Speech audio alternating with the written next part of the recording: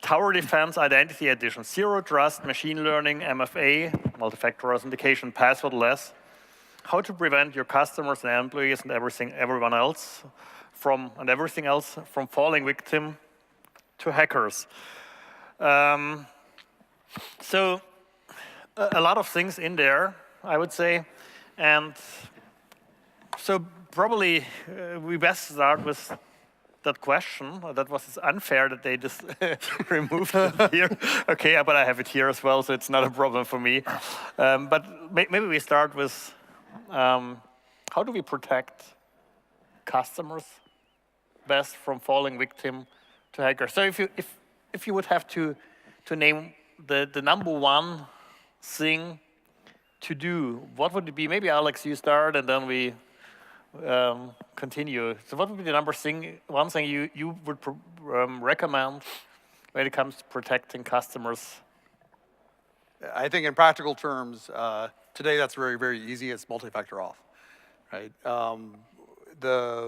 Unfortunately, even though we talk all day about how passwords are so easy to, to guess or to brute force or, to intercept in various different ways, we have a statistically very low penetration in most organizations of multi-factor auth.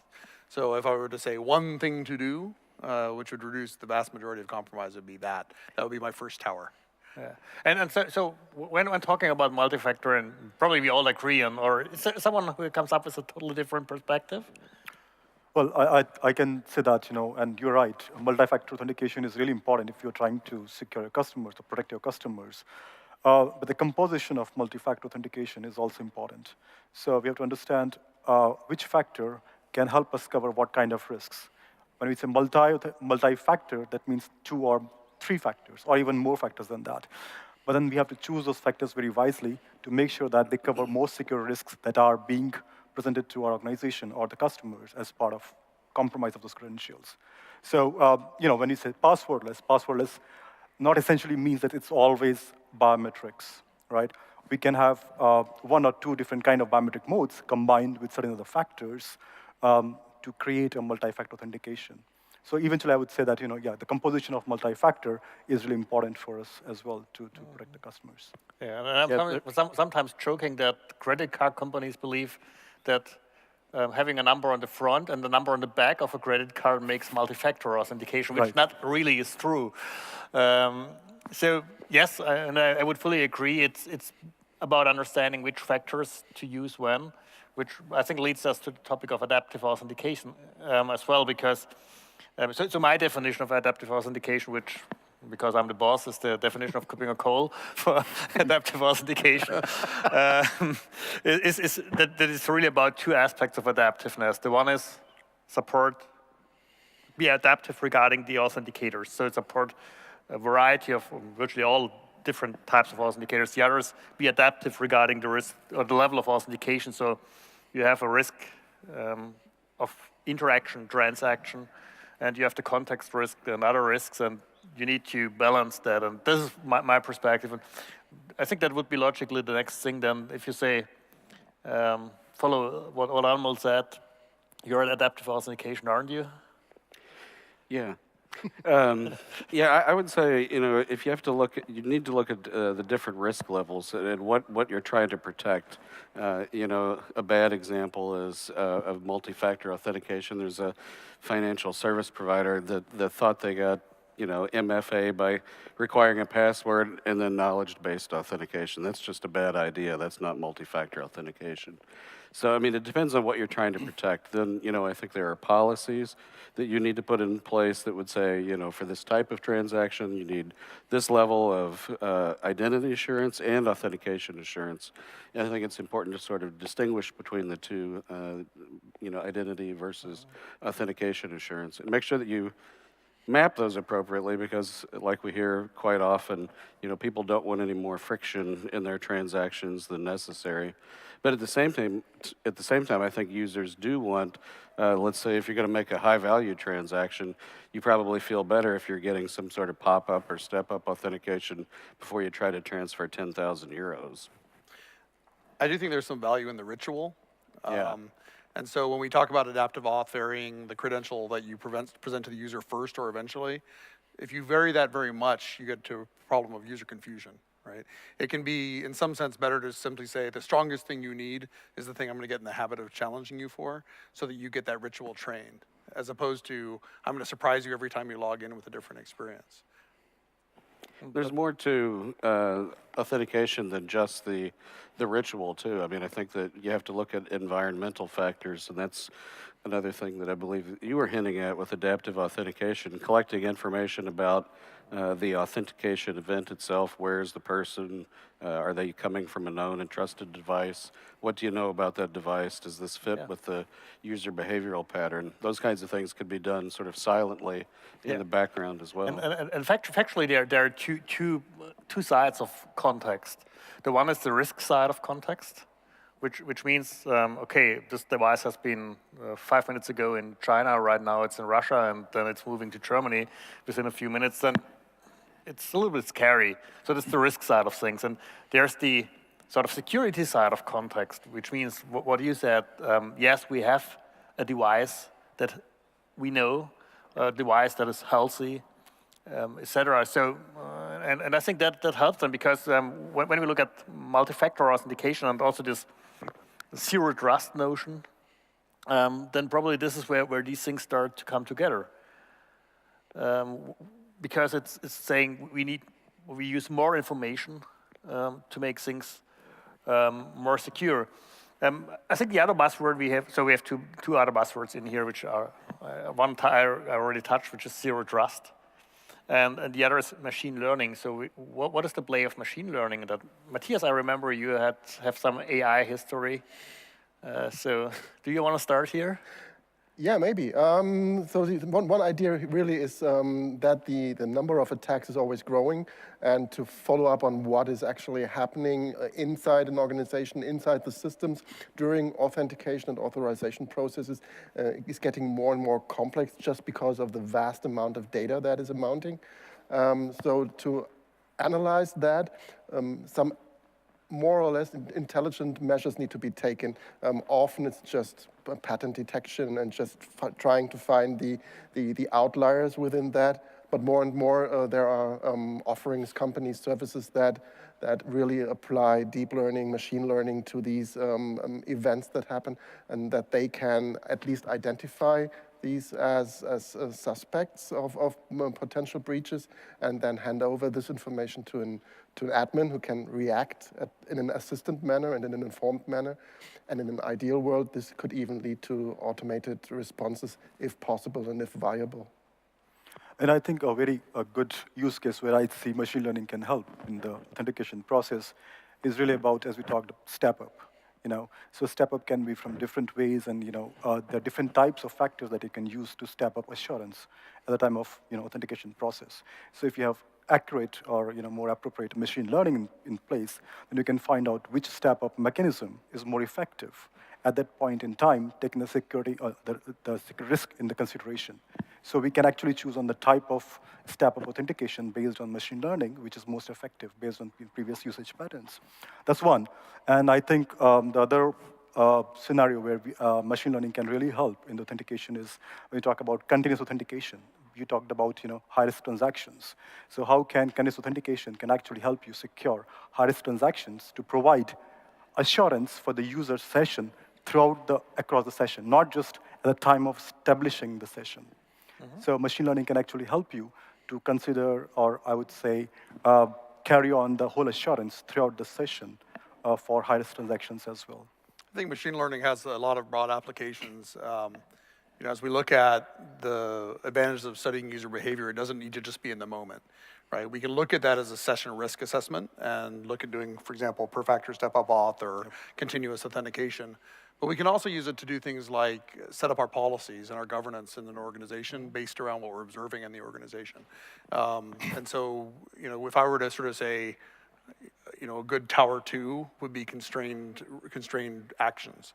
One of the things that we see a lot in our environments is people who leave, for example, a service account open that doesn't have MFA because it's more difficult to MFA a service account, but that same service account has rights to go to any file share in the organization and download files, right? So that's a lack of constraint, and that can be done from a governance perspective manually, but that's very difficult. If we start to think about applying machine learning to look at what do the logs tell us about what's normal in the organization, and then start building those constraints around that, that's another valuable use of the technology.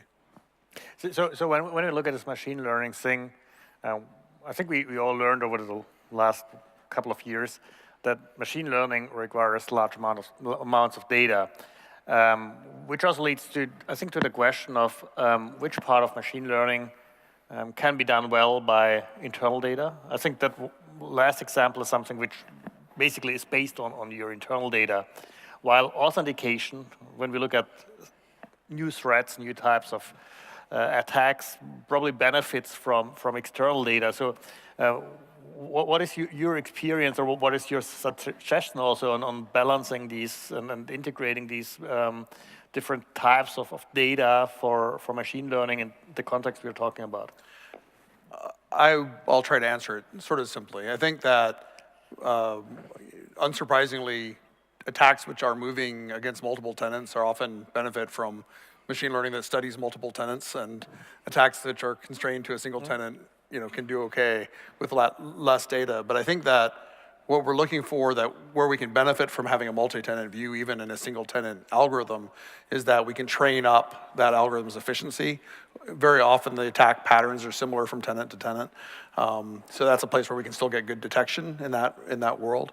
And the other thing that we can do is we can see patterns between markets and sectors. So for example, someone in healthcare may have similar roles and responsibilities to someone else in healthcare. And so the training can benefit a little bit from comparison. But usually, even if you have a medium-sized organization with a lot of people doing a lot of activity, you're generating an awful lot of data. Anybody who's in the business of storing and managing logs, and especially in the face of GDPR, understands how much data they're generating. And it can be a lot of valuable training data. So it certainly can be valuable to do something that's on a per-tenant basis. Okay. Zero trust, the buzzword we only touched lightly so far. I think it's a paradigm we see currently a lot, or frequently discussed, being sort of the paradigm a lot of organizations are following. Is it really zero trust, or is it more a distributed trust thing? John?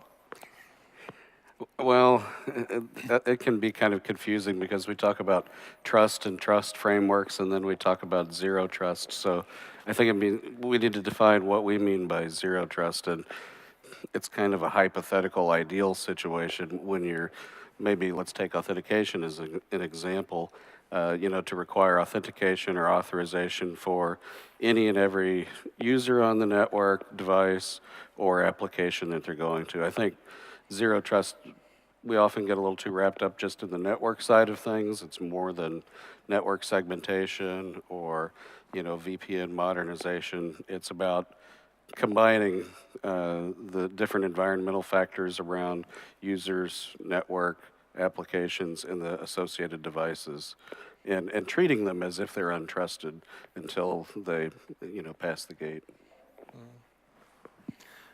Yep. But if you look at it, that you're trusting somebody who's providing the identity information, the authentication information, that is actually something that you have to rely on. Otherwise, you don't have the valid authentication and authorization processes. So there needs to be trust, at least trust in the IDP, at least trust in the quality of the information that you use for context information. So there is some trust in there, but of course the basis is, first of all, you don't trust the network that you're in, you don't trust the environment that you're in, but without a basis that you can build upon, there could not be any communication at all. And it's, you not only trust whatever the username, password, you need more, and you verify. And I think that's where another thing comes in, which is continuous authentication. Yeah, and I think that's from the zero trust model. I think that's something which we have been talking about a lot, and eventually, the whole ecosystem will arrive to what we call as, a trust circles. So, and it has been a concept for a long time, We create trust circles. We know what IDPs, for example, to trust more than, the others. We know exactly what entities to trust more than others, right? So it's about creation of trust circles and putting the right amount of trust in each of those circles. And then there's the concept of what we call as delegative trust. And there's a concept of transitive trust. When you call about delegative trust, like, I want you to trust him, right? And the transitive trust is that, I trust you and you trust him. And that means I trust you. So it's about, the different models that we are trying to create as part of the whole trust circles. And, so I'm just saying that, zero trust approach is obviously appropriate, but eventually it will result into some models which create trust circles for us, which are appropriate for our risk levels. I think, for zero trust, where it comes from, I think, is the old model of I simply set up a network boundary and I assume that what's in that boundary is safe. And we talked about how service accounts having access to file shares is a great example of where that breaks down. So zero trust, in my mind, is about creating microsegments that are based on more than just network, but network, time, user, role, everything I can learn. And one thing that I think would benefit from being said is that triangulation is super valuable. So algorithms that might be network-based may fail you or be at a low precision level, and algorithms which are, say, credential-based may also be at low precision level. But when you start to intersect those things together, you start to get to a fairly precise view of what the user is doing and whether that's a legitimate thing to allow. So that's where I think another benefit of zero trust is just looking at multiple data signals and interpolating them.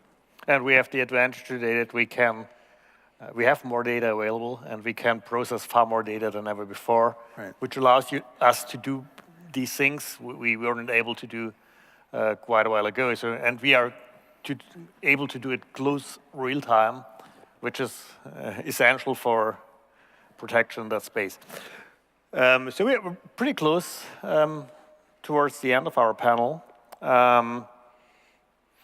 So maybe let me quickly sum up. So there's not the one single thing you can do to protect your employees, your customers from falling victim to hackers. There's a starting point, which is MFA.